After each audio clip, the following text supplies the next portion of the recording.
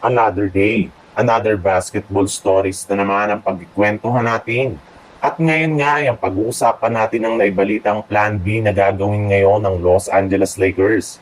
At ang balitang makukuhang kapalit ng Golden State Warriors kapag itinrade nila si Jonathan Kuminga sa Phoenix Suns.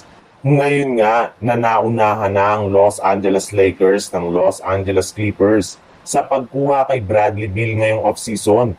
Ay wala na nga silang ibang choice kundi gamitin ang kanilang Plan B kung saan maghahanap na lamang nga sila ng mga bagong players na available sa free agency market.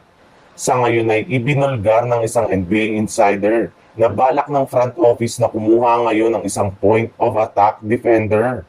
At isa nga sa mga tinututukan nila ngayon ay si Josh Okogie, nakaka-buyout pa lang ng Charlotte Hornets. Hindi rin naman nga ganong kalakihan ang kanyang sinisweldo. Plus nag-average rin naman nga ito ng 8.9 points, 2.7 rebounds at 1.3 assist per game sa kanyang 40.6% shooting sa field goal bilang isang 3-and-D player.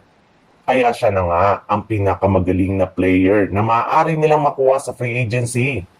Maliban rin nga sa kanya ay maaari rin naman nga silang gumawa ng trade para makakuha ng isang point of attack defender, kagaya na lang ni Holiday at Matisse Thybulle mula sa Portland Trail Blazer.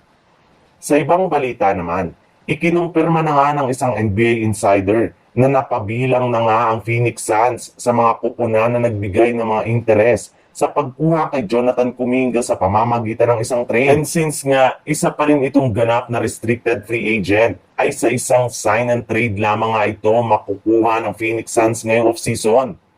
Pero ang malaking katanungan nga po dito ay sino-sino naman nga ba kaya ang makukuha ditong kapalit ng Golden State Warriors? Well, ayon nga sa isang source, posible nga daw po na i-offer ng Phoenix Suns sa Golden State Warriors ang kanilang mga players na sina Grayson Allen at Nick Richards bilang kapalit ni Jonathan Kuminga. Hindi na rin naman nga daw po dito malulugi pa ang front office ng Golden State Warriors since magkakaroon nga sila ng isang bagong center na maaari nilang gamitin bilang kanilang starter at isang legit na sharpshooter na makakatulong sa kanila pagdating sa scoring off the bench.